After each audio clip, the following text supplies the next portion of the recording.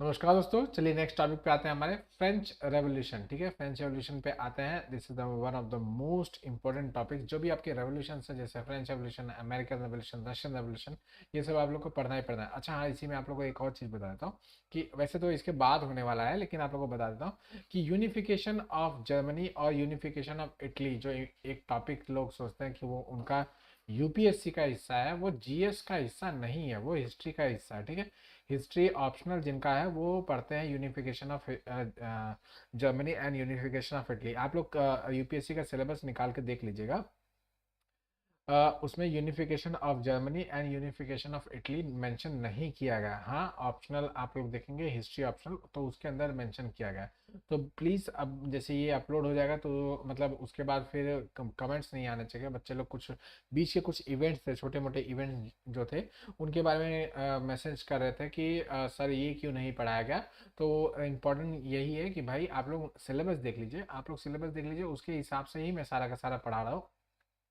बहुत फ्यू छोटा मोटा कंटेंट्स हैं जो कि मैंने मिस किए हुए हैं, जो कि मतलब कहीं पे भी आपको बुक्स में पढ़ सकते हैं, और उसको मतलब कुछ समझाने जैसा नहीं है। ठीक है, तो दैट इज़ वाई मैंने उन सबको निगलेक्ट किया है, एंड इंटेंशनली उनको निगलेक्ट किया, क्योंकि उसमें कुछ दम नहीं है समझाने जैसा। ठीक है, एंड जो बचा ये आपका ये टॉपिक्स है, जैसे अभी एग्जाम्पल मैं आप लोगों को ये unification of Germany and Italy का बात कर रहा हूँ, वो फ्रेंच रेवोल्यूशन के बाद होने वाला है। लेकिन फिर भी उसको मैं वीडियो नहीं बनाने वाला, क्योंकि ये जीएस का पोर्शन में नहीं आता है, वो हिस्ट्री ऑप्शनल का पोर्शन है। ठीक है, तो हिस्ट्री ऑप्शनल का अगर वीडियो बनाया जाएगा अलग से, उसका अलग एक प्लेलिस्ट बनाया जाएगा, तो उसमें आप लोग को मिल जाएगा। ओके, ये जीएस के लिए सब कुछ है। ओके, चलिए फ्रेंच रेवोल्यूशन देखिए। फ्रेंच रेवोल्यूशन को पढ़ने के लिए सबसे पहले इंपॉर्टेंट है कि उसके सोसाइटल स्ट्रक्चर को आप लोग को समझना होगा। ठीक है, आपका सोसाइटल स्ट्रक्चर जो है फ्रेंच रेवोल्यूशन में, it is the main cause जिसके वजह से रेवोल्यूशन होता है। Why it is so important, वो आप लोग को समझाने की कोशिश कर रहा हूँ कि यहाँ पे आप लोग को मतलब ये बताया जा रहा है कि भाई एक ऐसा सेक्शन है जो कि बहुत ही ज़्यादा एक्सप्लॉइटेड है। ठीक है, और वो किसी एरिया का बहुत ही ज़्यादा percentage of the population belong करता है। समझ में आ रहा है? मैं आप लोगों को दिखाता हूँ यहाँ पे, इससे आप लोग को समझ में आ जाएगा। ठीक है, फ्रांस के अंदर ऐसे 3 स्टेट थे। ठीक है, इसको ओल्ड रिजीम कहा जाता है। ठीक है, first estate, second estate, third estate. ठीक है, फर्स्ट एस्टेट में आपके क्लर्गी, जो आपके चर्च में और क्या बोलते हैं, इन सब में जो काम करते हैं, मतलब आपके जो जिनको फादर वगैरह कहा जाता है, वो जितने होते हैं उन लोग आपका फर्स्ट स्टेट में आते थे। ठीक है, फर्स्ट स्टेट में आते थे। सेकंड स्टेट में रिच नोबल्स, राजा, किंग, महाराजा, ये सब इसमें आते थे। ठीक है, सेकंड स्टेट में आते थे।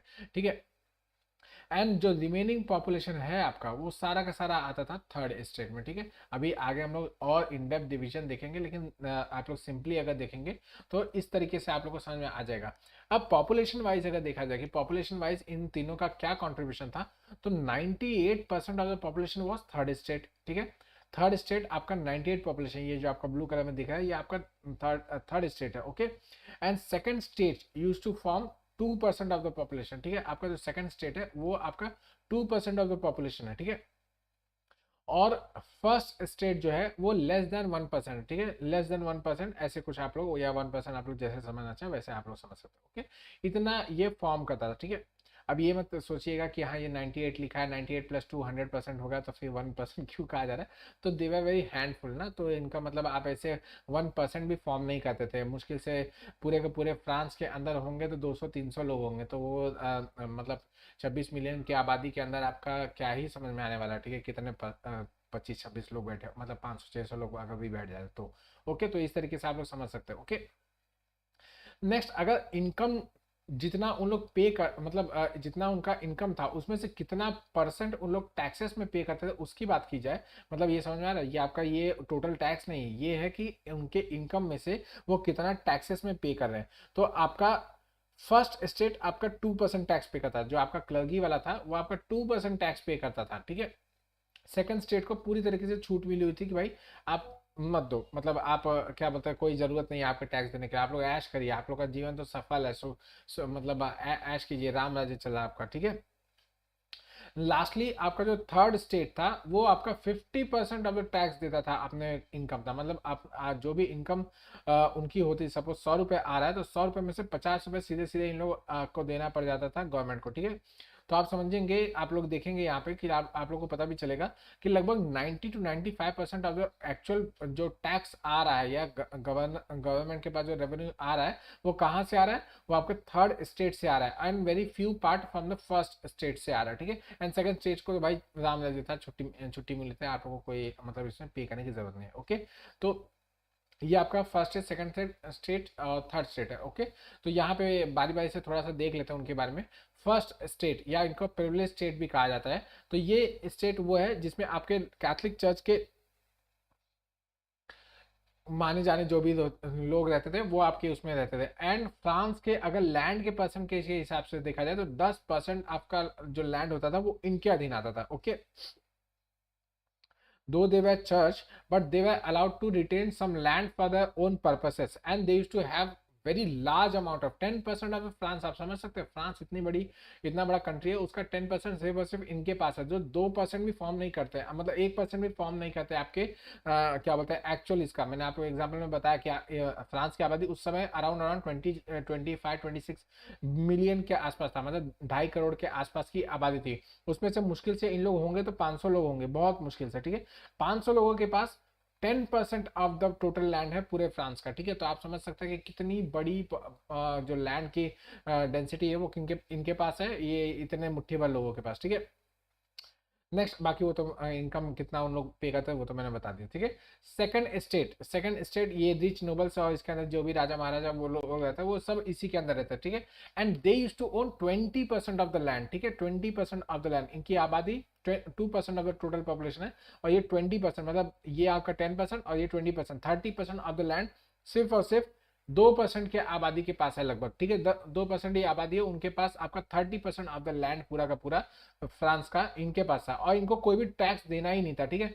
मतलब बहुत ही कुछ हुआ तो छोटे मोटे इतना इतना मीगर टैक्स हो गए, वो भी इन लोग टैक्स इवेजन वगैरह कर लेते थे, ठीक है। तो इन लोगों को टैक्सेस वगैरह नहीं पे करना पड़ता। मुंह के छाले की वजह से बोलने में थोड़ी सी दिक्कत हो रही है, दैट इज वाई थोड़ा सा स्लो जा रहे हैं, ठीक है। नेक्स्ट आपका थर्ड स्टेट की बात करते हैं। थर्ड स्टेट की बात करें तो ये आपका 98% और टोटल पॉपुलेशन होता था, और 70% तो लैंड आ गया इनके अधीन में। एंड अपने कमाई का 50% इन लोग को सीधा सीधा दे देना पड़ता था गवर्नमेंट को। तो समझ में आ रहा है कितना इनके ऊपर बर्डन बड़ा था, बाकी सबके सब देते थे मतलब नेग्लिजिबल अमाउंट, और ये पे करते थे आपका 50% ऑफ द टोटल इनकम जो इनको मिलता था, ओके।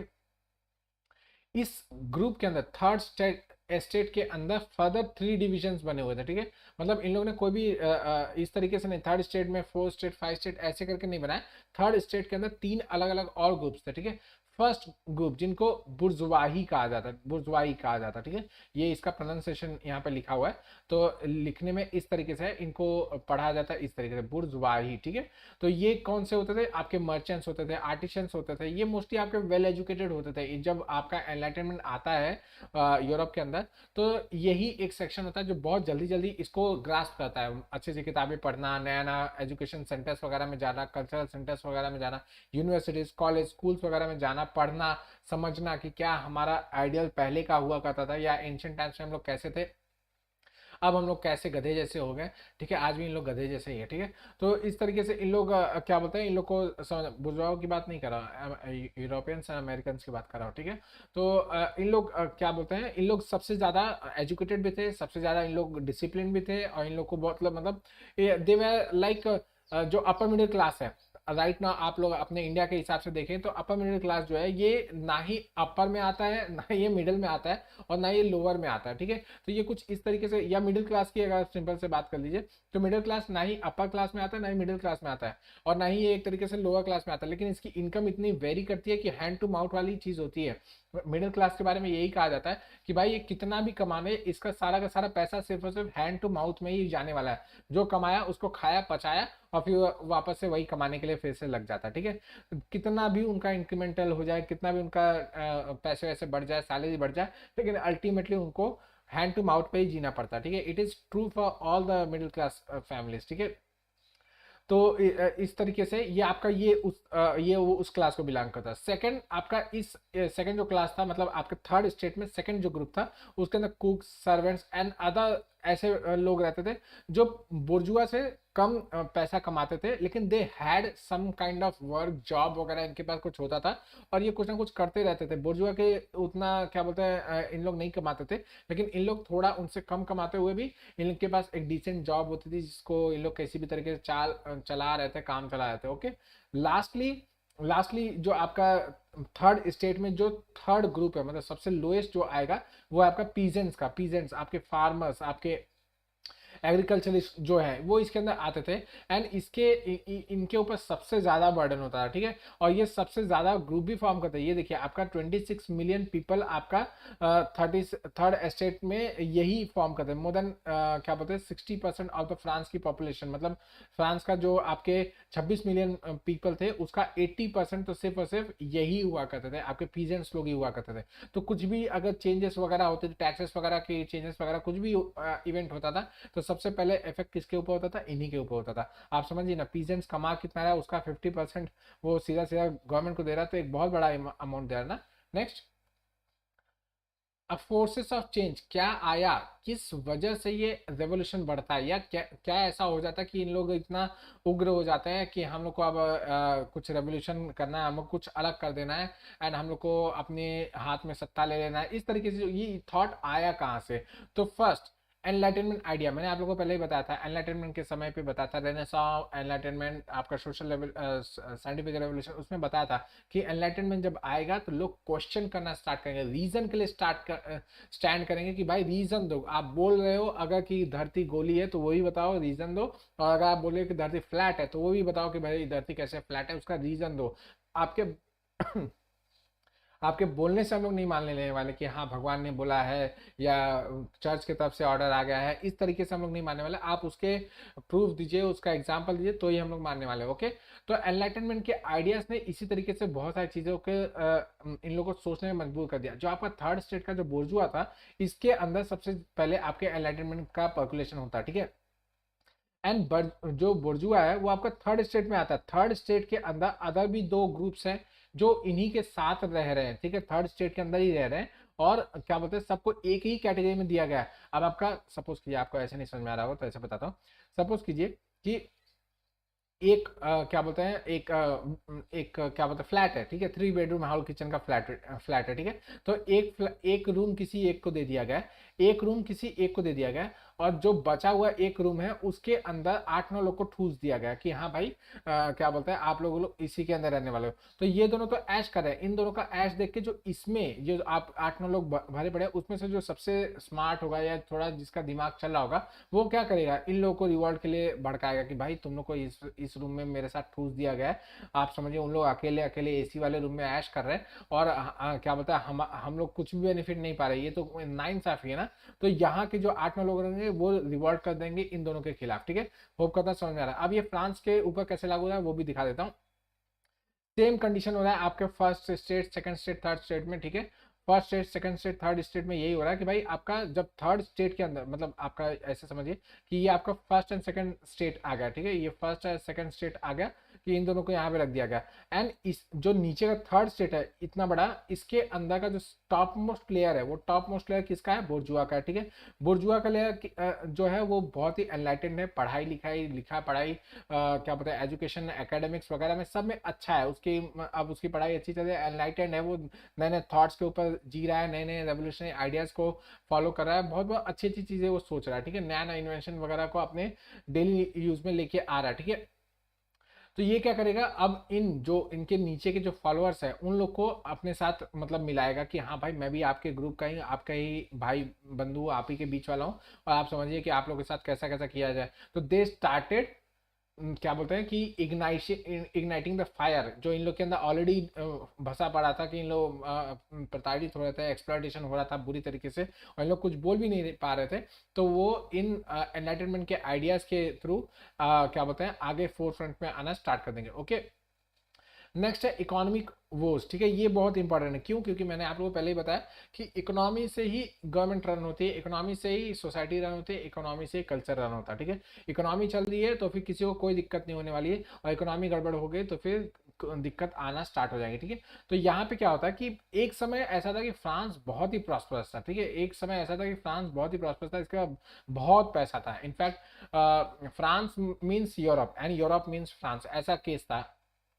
फ्रांस की क्या बोलते हैं जो दूर दूर तक इसका क्या बोलते हैं डंका फहराया था पूरा का पूरा यूरोप के अंदर। इनफैक्ट यूरोप का जो नेशनल मतलब यूरोप का जो लैंग्वेज हुआ करता वो भी फ्रेंच लैंग्वेज हुआ करता, मतलब जो फ्रेंच बोला है वो मतलब काफ़ी पढ़ा लिखा सुसभ्य एंड टॉप क्लास का नोबल फैमिली से आने वाला इस तरीके से सोचा जाता है, ठीक है। आज भी फ्रेंच ही उनका क्या बोलते हैं यूरोपियन यूनियन का लैंग्वेज है, ओके। नेक्स्ट, ये इकोनॉमिक वोर्स कैसे आ गया भाई? पॉपुलेशन एक्सपांड हो रहा है, ठीक है। पॉपुलेशन इसका एक्सपांड हो रही है और साथ ही साथ क्या बोलते हैं आपके क्या जो स्टैग्नेशन है, जो एक सोसाइटी के अंदर स्टैग्नेशन बना पड़ा है वो वैसा का वैसा है। उसी की जगह पे और भी कंट्रीज हैं जो धीरे धीरे डेवलप करने के रास्ते पे चली जा रही हैं। ये ऐसा समय देखिए आपका, ये 1789 के आसपास का समय है, तो आप लोग समझ सकते हैं कि ऑलरेडी 1600 के आसपास ब्रिटिश लोग आके इंडिया में घुसना स्टार्ट कर दिया था, ठीक है। और 1757 के आसपास इन्होंने इंडिया में प्लासी का युद्ध लड़के जीत लिया था, ठीक है। एंड 1764 पे आपका बक्सर जीतने के बाद इनके पास पैसे पैसे पैसे पैसे होना स्टार्ट हो गए थे। लेकिन यहाँ पे आपका 89 तक आ जाता है, लगभग 20 साल आगे चला गया, फिर भी फ्रांस अभी भी पिछड़ा ही है, जबकि फ्रांस ने काफी समय तक इंग्लैंड के ऊपर राज किया था। तो ये सोचता है भाई ये स्लेव कंट्री आगे चली जा रही है और मैं क्या बताए एक राजा कंट्री होते हुए भी आगे नहीं बढ़ पा रहा, ठीक है। यहाँ के लोगों को इस तरीके से बुरा लगने लगा कि भाई हमारी ये चीजें कोई देख क्यों नहीं रहा, इतना बुरी स्थिति हमारे साथ हो रही है, लेकिन हमारी फ्रेंच गवर्नमेंट जो है कुछ अच्छा काम कर ही नहीं रही है, हमारे लिए कुछ सोच ही नहीं रही है। इस तरीके से इनका मतलब इनके यहाँ पे कॉमन पब्लिक की सोच हो जाती है, ओके। नेक्स्ट, ये वाला पार्ट आगे बताता हूँ, ओके। नेक्स्ट, वीक लीडर, ठीक है। वीक लीडर जो आपके लुई 15 तक जो लोग आते हैं वो सब एकदम अच्छे होते हैं, ठीक है। उन लोग का मतलब थोड़ा सा दबदबा रहता है, एक स्ट्रांग लीडरशिप प्रोवाइड करता है। लुई 14 तो बहुत ही अच्छे थे, फिर उसका 15 उनसे थोड़े से वीक रहते हैं लेकिन फिर भी ठीक रहता है। लेकिन उसके बाद आता है लुई 16, ये तो मतलब नरक कर देता है इनका। इन्होंने मतलब कसम खा ली थी कि भाई पूरा गर्त में लेके जाऊंगा। ये एकदम लापरवाह रहता है, किसी काम के नहीं रहते, निकम्मे रहते हैं। एंड ही मतलब इनको कुछ भी इंटरेस्ट नहीं था गवर्नमेंट के किसी काम में, ठीक है। एडवाइजर लोग के पास तो जाते ही नहीं थे, एडवाइजर्स को सामने आते हुए देखते हुए पीछे भाग जाते थे, ठीक है। मोस्टली ये अपने आराम फरमाते रहते थे, ऐश करते रहते, यहाँ वहाँ जाके क्या बोलते हैं वो एक कहानी है कि भाई ये जाके पहाड़ों पे जाके खूबसूरती देखते रहते थे, निहारते रहते थे, चिड़ियों को चहचहाते देखते थे, वहां पे बांसुरी बजाते रहते थे, ठीक है। इस तरीके से। एंड सेकेंड थिंग, इन्होंने शादी की थी मारिया एंटोनेट से, ठीक है। इनकी शादी हुई थी मारिया एंटोनेट से। ये ऑस्ट्रियन फैमिली से बिलोंग करती है, ठीक है, ऑस्ट्रियन फैमिली से। अब ये स्टोरी ये समझिए, ऑस्ट्रियन फैमिली से बिलोंग करती थी। Austrian family is anti towards French family, ठीक है। मतलब Austria was always the enemy of France, ठीक है। फ्रांस का हमेशा से दुश्मनी चलता था ऑस्ट्रिया के साथ। और ये जो आपकी मारिया एंटोनेट आई थी वो कहाँ से आई थी? ऑस्ट्रिया से आई थी।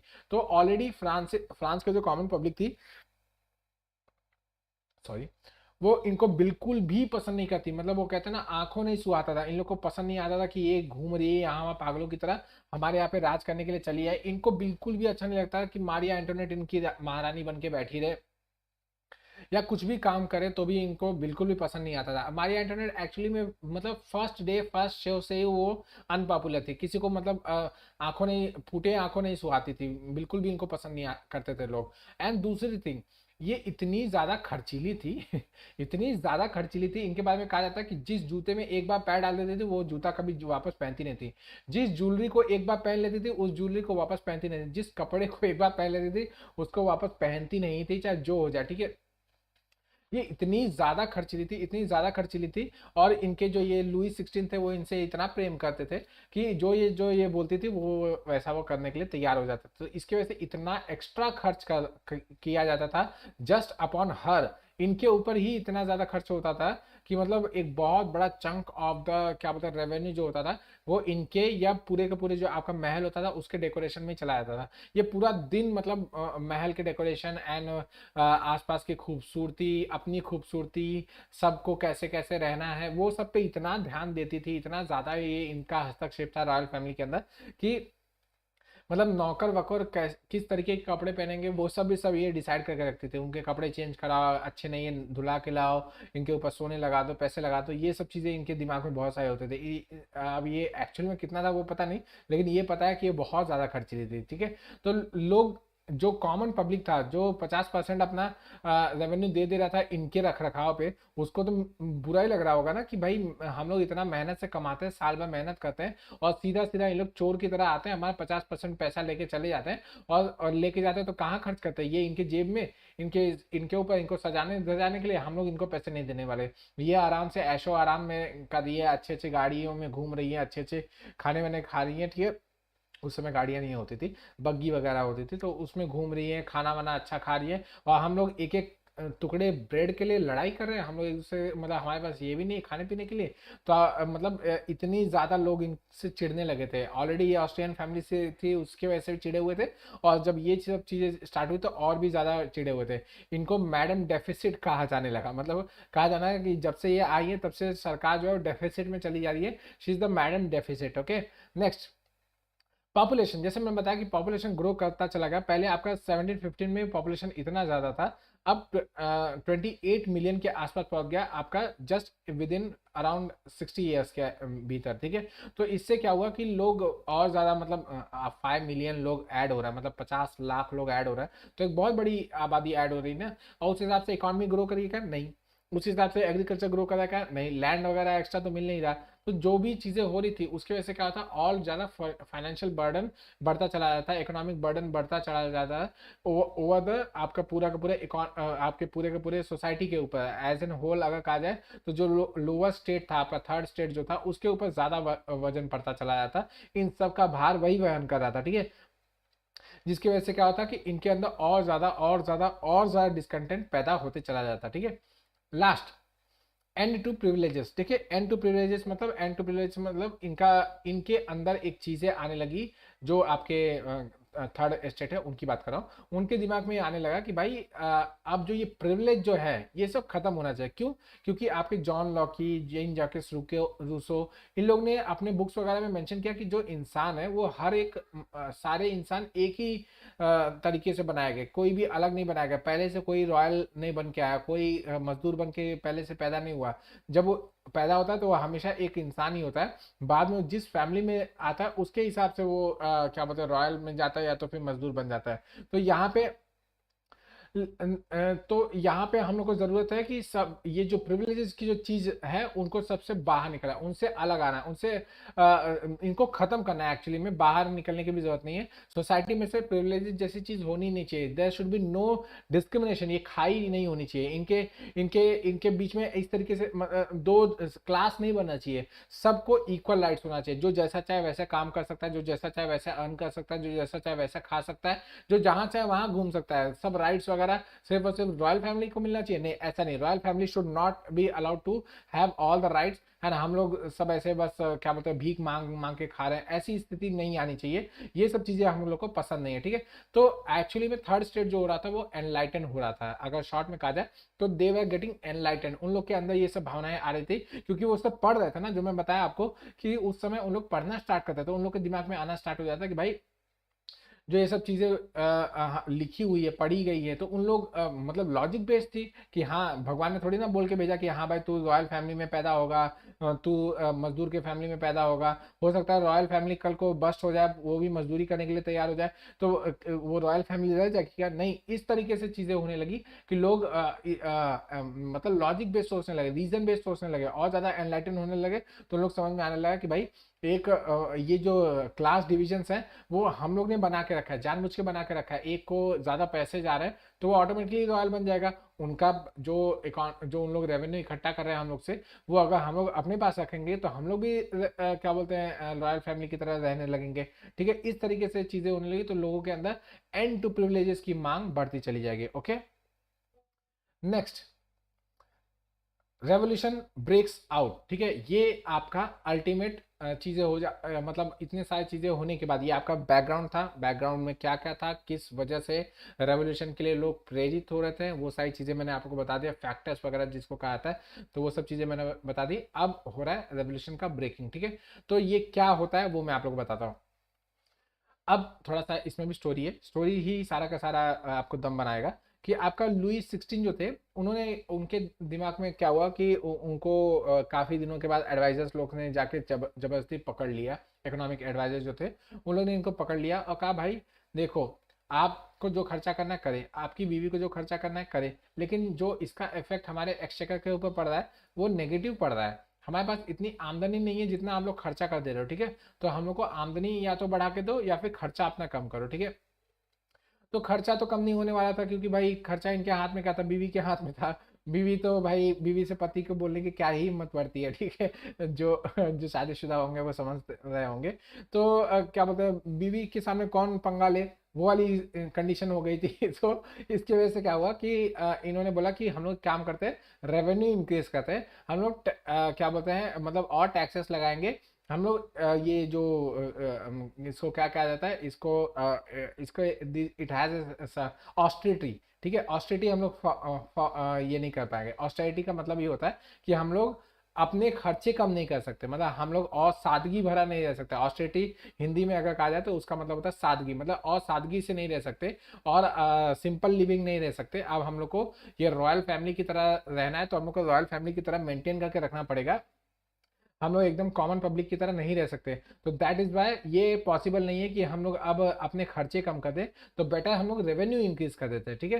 तो रेवेन्यू इंक्रीज करने का जब प्रपोजल आया तो जो आपके रॉयल फैमिली वाले थे वो सब भी खुश हो गए और जो नोबल्स थे वो भी खुश हो गए। हाँ हाँ चलो, हमारे ऊपर तो पैसे लगता ही नहीं है। सेकंड टीयर में आ रहे थे ना, मैंने आप लोग बताया सेकंड स्टेट में आते थे, सेकंड स्टेट में तो कोई भी पैसा नहीं लगता था, पैसे लगते थे फर्स्ट स्टेट में और थर्ड स्टेट पे। तो इन्होंने हाँ हाँ चलो चलो लगा देते, कोई बात नहीं।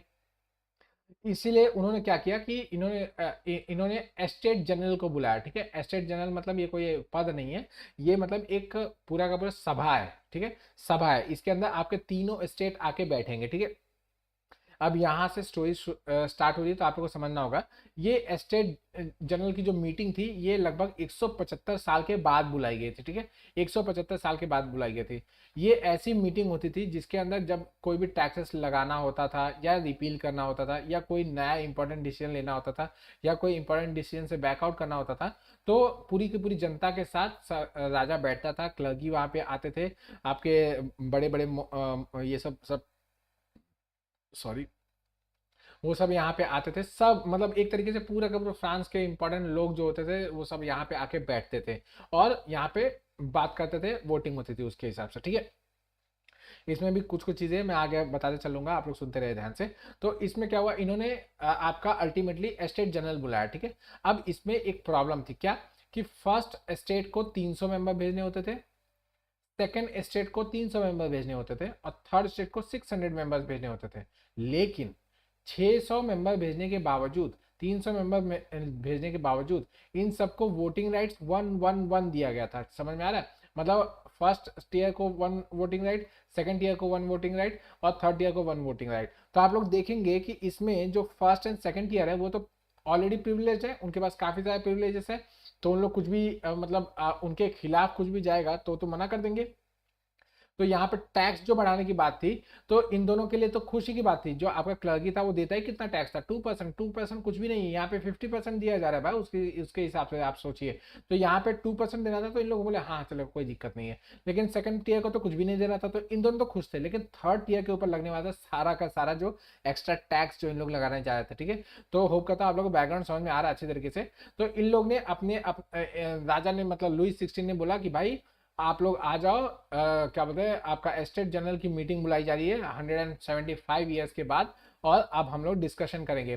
तो डिस्कशन का कोई भी मुद्दा पहले से बता के नहीं रखा गया था, यहाँ पे सब लोग सारे सारे डेलीगेट्स आ गए। थर्ड टीयर ने सोचा, जो आपका थर्ड स्टेट था उसने सोचा कि भाई हम लोग यहाँ पे जाएंगे तो हम लोग अच्छी अच्छी चीज़ें पे बात करेंगे कि हम लोग को और राइट्स चाहिए, हम लोग को और प्रिविलेजेस चाहिए, हम लोग को फ्रीडम चाहिए, इक्वालिटी चाहिए, लिबर्टी चाहिए, इस तरीके से हम लोग मांग करेंगे यहाँ पे। लेकिन लेकिन और इसके लिए इन्होंने क्या किया ना, जो इनके बीच के जो सबसे पढ़े लिखे जो बोर्जुआ क्लास जो मैंने बताया वो क्लास के जो लोग थे उन लोग को मैक्सिमम भेजा 600 में से मैक्सिमम लोग जो थे वो बोर्जुआ क्लास से आते थे, उन लोग को ही भेजा कि जाओ भाई हमारी तरफ से आप बोलोगे तो आप लोग लॉजिकल बातें करोगे और इन लोग को समझ में आएगा, आपकी बातें इन लोग समझ भी लेंगे क्योंकि आप लोग पढ़े लिखे हो, आप लोग जो बोलोगे उसके ऊपर कुछ वेटेज भी रहेगा। हम लोग क्या बताएं, हम लोग तो पीजेंट्स है, गरीब आदमी है, हम लोग क्या बातें करें। जैसे आज के हमारे यहाँ पे जो किसान दबा रहता है वो उसी तरीके से वहां पे भी दबे हुए थे। तो इन लोगों ने क्या किया कि पढ़े लिखे लोगों को भेजा। अब पढ़े लिखे लोगों ने एक अच्छा खासा थीम बना के दिमाग में चले थे कि हाँ हम लोग को प्रिविलेजेस चाहिए, हम लोग को इक्वालिटी, फ्रेटर्निटी, लिबर्टी, इनके बेसिस पे काम करना है, फ्रीडम चाहिए, कुछ मूवमेंट का, काम करने का, धंधा करने का, प्रिविलेजेस का जो आपके क्या बोलते हैं रॉयल फैमिली को जो प्रिविलेजेस मिली हुई है उन प्रिविलेजेस का खत्म होना चाहिए। ये सब चीज़ों के ऊपर बात करने के लिए सोच के आया। बट प्रॉब्लम क्या थी? प्रॉब्लम थी ये each state had one vote. यही एक प्रॉब्लम थी कि भाई जब जब ऐसे कुछ चीज़ें होती थी कि लोअर स्टेट जब कुछ भी मांगता था तो ऊपर के दोनों स्टेट भाई भाई हो जाते थे, दोनों के दोनों हाँ हाँ नहीं आपको ये सब नहीं दिया जा सकता, चलो वोटिंग करा लेते, वोटिंग करा लेते। तो पहले के दोनों अपना अपना वोट दे देते थे और दूसरा वाला अगर वोट नहीं देता, अगेंस्ट में देता था तो भी उसका नलीफाई हो जाता क्योंकि 2:1 के रेशियो से वो जीत जाते थे हमेशा। तो हमेशा यही जीतते थे, हमेशा इनके हिसाब से सब कुछ होता था। तो यहाँ पे इन लोग जब आए तो इन लोग ने क्या बोलते हैं, पहले तो इन लोग को पीजेंट्स, आर्टिसन, वुमेन्स, इन लोग को एंट्री ही नहीं दिया गया। इन लोग को बोला गया इन लोग क्या यहाँ पे करेंगे, इन लोग ये सब छोटे मोटे लोग, इन लोग के दिमाग में क्या जाएगा, इन लोग क्या समझ में आने वाला है गवर्नमेंट कैसे काम करती है या स्टेट जनरल की मीटिंग किस तरीके से काम करती है। तो इन लोग को पहले डिनाई कर दिया, नहीं नहीं नहीं आप लोग अंदर नहीं जा सकते, ठीक है। इन लोग अपना लिस्ट ऑफ द लेटर्स वगैरह सब लेके आए थे, वो सब कोई देखा ही नहीं गया। उन लोग को बोला हाँ हाँ रख दो रख दो, अभी हम लोग कचरा साफ करेंगे तब उसमें से निकाल के देंगे, ठीक है। इस तरीके से इन लोग को साथ ट्रीटमेंट किया गया क्योंकि इनको कुछ देना थोड़ी ना था। इन लोग तो एक्चुअली इनको बुलाया किस लिए था, टैक्स लगाने के लिए। तो एक्चुअल कॉज इन लोग का चल रहा था और इन लोग अपना पूरा का पूरा लिस्ट ऑफ डिमांड्स वगैरह सब लेके आए थे, सब कुछ लेके आए थे, सबकी मांगे वगैरह लेके आए थे, वो सब कोई देखा ही नहीं गया, ठीक है। अल्टीमेटली ये हुआ कि भाई आप लोग जब हमारी बातें नहीं सुन रहे तो बेटर है कि जो वोटिंग प्रोसीजर होगा वो वन पर्सन वन वोट के हिसाब से होगा। मतलब आपके 600 अगर स्टेट मतलब थर्ड स्टेट के मेंबर्स हैं तो 600 वोट्स होने चाहिए, आपके 300 मेंबर हैं तो 300 वोट्स होने चाहिए। इस तरीके से आप वोटिंग होगा, ये इन लोग ने मांग रखी मतलब थर्ड स्टेट वालों ने। तो इसको देखते ही आपके जो फर्स्ट एंड सेकंड स्टेट वाले थे उन लोग की तो कान खड़ी हो गई, अरे ये तो गड़बड़ हो जाएगा, ऐसे होगा तो 600 अगर हमारे तरफ से एक भी डिफेक्ट कर गया उनके तरफ तो पता चला गड़बड़ हो जाएगी। और ऐसे बहुत लोग थे जो क्या बोलते हैं सिंपैथी रखते थे आपके थर्ड स्टेट के साथ। तो पता चला कि हम लोग 300 सोच के इन लोग को दे दें और पता चला हमारे तरफ से 2-4 लोग भी उस तरफ चले गए तो इन लोग तो 50+1 हो जाएंगे और इन लोग क्या बोलते हैं अपने मन मर्जी करवाएंगे। तो इट इज़ नॉट पॉसिबल, हम लोग ऐसा नहीं चाहते, हम लोग को ये नहीं चाहिए, बिल्कुल भी नहीं चाहिए। इस पर मना कर दिया गया, ठीक है। काफी समय तक इसमें बहुत ज्यादा डेडलॉक इसी तरीके से बना रहा, ठीक है। इन लोग के साथ डेडलॉक बना रहा और थर्ड स्टेट बार बार ये करता था कि भाई हम लोग अगर आप लोग ऐसा नहीं करोगे तो हम लोग भाई क्या बोलते हैं वॉकआउट करेंगे। तो राजा भी अपने मन का हट्टी, उसने बोला हाँ हाँ जाना है जाओ भागो यहाँ से, हम लोगों को कोई फर्क नहीं पड़ता, तुमको जहाँ जाना है चले जाओ। मांग जो रखी जाएगी वो हमारी तरफ से रखी जाएगी, हम ही लोग उसके ऊपर वोटिंग कराएंगे और वोटिंग जो प्रोसीजर होगा वो जैसे आज तक चला रहा है उसी तरीके से चला जाएगा। कोई नया प्रोसीजर वगैरह नहीं, आप लोग कहीं से पढ़ लिख के आओ, कोई भी जूसो फूसो कुछ भी बोल रहे हैं, हम लोग को कोई फर्क नहीं पड़ता, यहाँ का राजा मैं हूँ, मैं अपने हिसाब से चलाऊंगा, ठीक है। फिर भी 3 दिनों तक इस तरीके से लॉकडाउन बना रहा, ठीक है। ये लोक जाम को खत्म करने के लिए जब क्या बोलते थर्ड डे पे मतलब फोर्थ डे पे जब इन लोग पहुंचे वहां पे मतलब थर्ड स्टेट के मेंबर्स जब वहां पे पहुंचे तो इन लोग ने पाया कि वहां पे मीटिंग रूम जो एक्चुअल मीटिंग रूम है उसके अंदर फर्स्ट और सेकंड स्टेट वाले तो अपना बैठ गए और थर्ड स्टेट के लिए इन लोग ने दरवाजा बंद कर दिया। इन लोग ने पूरी मतलब दरवाजे के ऊपर लॉक लगा दिया और बोला कि ना अब हम लोग अपना खुद से डिसाइड कर लेंगे और अपने हिसाब से हम लोग सारे के सारे डिसीजन ले लेंगे, ठीक है। इस तरीके से इन लोग को एंट्री नहीं दी गई। तो इस पे इन लोग को बहुत आ गया गुस्सा, इन लोग ने दिमाग इन लोग का मतलब एकदम गुस्सा एकदम चरम पे पहुंच गया। और यहीं आपके जो ये आपका मीटिंग हॉल था उसके थोड़ी ही दूर पे एक टेनिस कोर्ट था राजा का, ठीक है। वहां पे राजा टेनिस खेलते थे, पता नहीं खुद खेलते थे किसी और से खिलवाते होंगे। तो राजा इस टेनिस कोर्ट में ये आपके जितने भी आपके थर्ड स्टेट के डेलीगेट्स थे वो वहां पे पहुंच गए और उन लोग ने वहां पे कसम ली। वहां पे कसम क्या ली, इसको टेनिस कोर्ट ओट कहते हैं। इसका इन लोगों ने कसम ये ली कि आज से अभी से इसी वक्त से third state becomes the national assembly. मतलब अब जो हम लोग थर्ड स्टेट है this will not be third state, अब हम लोग कॉन्स्टिट्यूशन फॉर्मेशन एंड साथ ही साथ लेजिस्लेटिव बॉडी बन जाएंगे फ्रांस के, ठीक है। अपने आप को इन लोग ने वोट दिया, मतलब अपने आप को कसम दिया कि हम लोग जब तक इस फ्रांस के लिए एक नया कॉन्स्टिट्यूशन बना नहीं लेते तब तक इस टेनिस कोर्ट से जाएंगे नहीं, चाहे जो हो जाए, कोई भी आ जाए, हम लोग यहाँ से जाएंगे नहीं, ठीक है। इन लोग ने यहाँ पे ओथ लिया और इसके ऊपर कॉन्स्टिट्यूशन का बनाने का काम तुरंत इन लोगों ने स्टार्ट कर दिया। साथ ही साथ इन लोग ने ये भी क्या बोलते हैं, अपने आप को नेशनल असेंबली घोषित कर दिया। नेशनल असेंबली घोषित करने का मतलब ये होगा कि साथ ही साथ लेजिस्लेटिव बॉडी भी बन गए।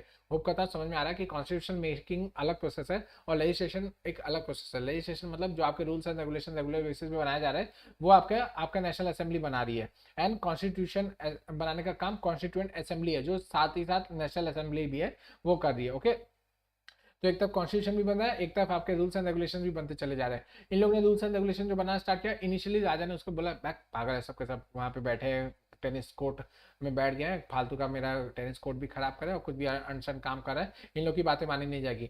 लेकिन धीरे धीरे धीरे धीरे ऐसी स्थिति आ गई कि ये क्या बोलते हैं मतलब राजा को मतलब फोर्स होना पड़ा और राजा ने सोचा कि भाई इन लोग को बाहर निकालो किसी तरीके से, ये टेनिस कोर्ट को खाली कराओ।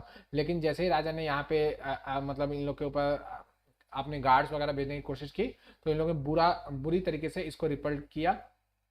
इन लोग ने भी अटैक किया और इन लोग ने अपना काम तो जारी रखा, उसके साथ साथ इन लोग ने पूरी तरीके से उस पूरा का पूरा जो रीजन था, वैशाली का रीजन था, उस रीजन में पूरा आधिपत्य बना लिया। धीरे धीरे करके राजा को भी इनके क्या बोलते हैं जो मांग थी उसके नीचे बाउ डाउन होना पड़ा और इनको अल्टीमेटली जाके वहां पे क्या बोलते हैं राजा ने मांग लिया कि हाँ भाई आप ही लोग नेशनल असेंबली हो, हम लोग आपके मान लेते हैं, ठीक है। चलिए, इसी दौरान एक इवेंट होता है जिसको कहते हैं बास्टिल स्टॉर्मिंग, ठीक है। ये बैसिल है, ठीक है, पढ़ते बैसिल है और बास्टिल लिखा जाता है, ठीक है। जैसे भी है उससे कोई फर्क नहीं पड़ता, आप लोग बस याद रखिएगा। स्टॉर्मिंग ऑफ बास्टिल, इसमें क्या होता है कि 14 जुलाई ये डेट है जिस दिन आपका बैसिल प्रिजन को तोड़ा जाता है।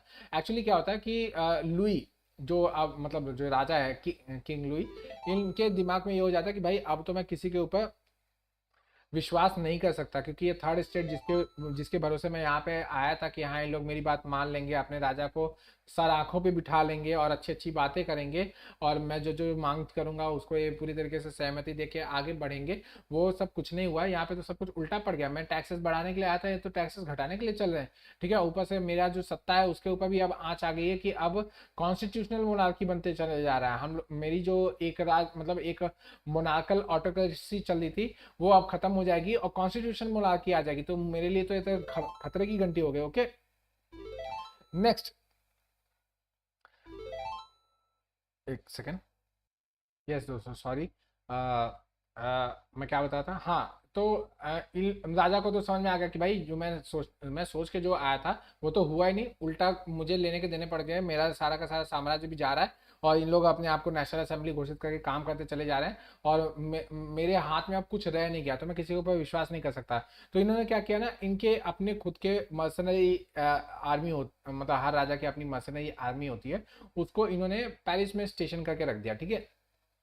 क्यों? क्योंकि इनको अब फ्रेंच आर्मी के मशीनरी आर्मी क्या होती है, ऐसी आर्मी जो कि राजा की अपनी खुद की आर्मी होती है, ठीक है। जो मतलब इन्होंने स्विट्जरलैंड से बुलाई थी कि भाई वो जो आर्मी है वो मेरी मेरी रक्षा करेगी, मुझे बचा के रखेगी, मैं जिंदा रहूंगा तो आगे राज कर लूंगा, नहीं जिंदा रहूंगा तो फिर मुझे काट के खा ही जाएंगे इन लोग। तो इन्होंने ये सोचा कि भाई फ्रेंच आर्मी के ऊपर तो मैं विश्वास नहीं कर सकता, क्योंकि फ्रेंच आर्मी में एक बहुत बड़ा हिस्सा जो था वो आपका ये थर्ड स्टेट से आता था। तो इनको दिमाग में आ गया कि भाई फ्रेंच आर्मी तो किसी काम की नहीं निकली, तो निकम्मी निकल जाएगी, अल्टीमेटली इन लोग भी मुझे मार के खा जाएंगे, पता चलेगा। तो बेटर है कि मैं स्विट्जरलैंड से जो मशीनरी आर्मी है उससे मदद मांगता हूँ। तो मशीनरी आर्मी वहां से आती है, पेरिस में आ जाती है। ये जब पेरिस पहुंचती है तो वहां की कॉमन पब्लिक क्या समझ जाती है, ये मतलब ये आपका दिखाता कि ये दूरदर्शी कितने ज्यादा दूरदर्शी थे, इनके दिमाग में कितना ज्यादा भूसा भरा था कि इन्होंने मतलब अपने आप को बचाने के लिए एक मशीनरी आर्मी दूसरे कंट्री से बुला ली। तो वहां की जो कॉमन पब्लिक होती है वो सोचती है कि भाई राजा ने ये बाहर से आर्मी बुलाई है पेरिस के अंदर हम लोग को मरवाने के लिए, क्योंकि इनको पता है कि हमारी आर्मी हमारे ऊपर हाथ नहीं उठाएगी। दैट इज वाई इन्होंने विदेशी हेल्प मांगी है, मतलब फॉरेन इंटरवेंशन मांगा है हमारे खिलाफ, ठीक है। क्योंकि हम लोग नेशनल असेंबली बना चुके हैं और हम लोग इस तरीके से रूल्स एंड रेगुलेशन बना रहे हैं, तो फिर राजा जो है, राजा को अपना सत्ता जाता हुआ दिख रहा है, तो इसके लिए वो नहीं चाहता कि मेरी सत्ता जाए। That is why he has taken the help of foreign invaders, ठीक है। तो इसके वजह से क्या होता है कि जो पब्लिक वहां पे रहती है, जो कॉमन सिटीजन रहता है, वो तो पागल हो जाता है एकदम से। वो जो भी मतलब हाथ पैर, हाथ में कुछ भी उनको मिलता है, चक्कू छुरी तलवार चम्मच कुछ भी, कटोरा कटोरा वगैरह कुछ भी मिलता है, थाली बर्तन लेके चल देते हैं कि हाँ चलो आप तो पीट पीट के मारेंगे, ठीक है।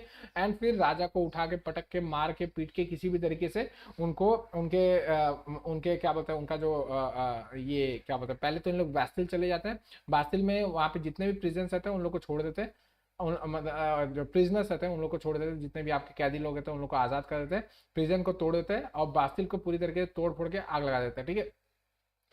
एंड फिर उसके बाद इन लोग मार्च करते हैं टुवर्ड्स द पैलेस। पैलेस पे जाते हैं तो पैलेस पे धावा बोल देते हैं और राजा तुरंत ही माफी मांग लेता है, बोलता है भाई भाई तुम लोग ये सब मत मत करो, जो आप लोग बोलना है वो करो, जो आप लोग बोलोगे वो मैं करूंगा, ठीक है। और इन्होंने इन लोग की बात मान ली। इन लोग ने कहा कि अब आप यहाँ पे वर्साइल में नहीं रहोगे, अपने पैलेस में आके यहाँ पे ऐशो आराम की जिंदगी नहीं बिताओगे, आप पेरिस में आके रहोगे, ठीक है। तो इन लोग यहाँ से पेरिस में लेके जाते हैं। बाद में फिर बहुत सारे इवेंट्स होंगे जो आप लोगों के किसी काम के नहीं है, रिम ऑफ ट्रेजर, ये सब चीजें, बहुत सारी चीजें होंगी और वो सब आपके किसी काम की नहीं है। This is the starting point of revolution, ठीक है। रेवोल्यूशन इसी तरीके से स्टार्ट होता है एंड राजा को एक जगह से दूसरे जगह पे लेके जाती है, कौन लेके जा रही है, कॉमन पब्लिक लेके जा रही है। तो it is a very very good and very very very revolutionising thing जो उस समय हुआ, क्योंकि मतलब एक राजा को उठा के यहाँ से वहां लेके जा रहे हैं, राजा के अगेंस्ट में सब काम कर रहे हैं, ये एक बहुत बड़ा इवेंट था। That is why it is known as a revolution, ठीक है।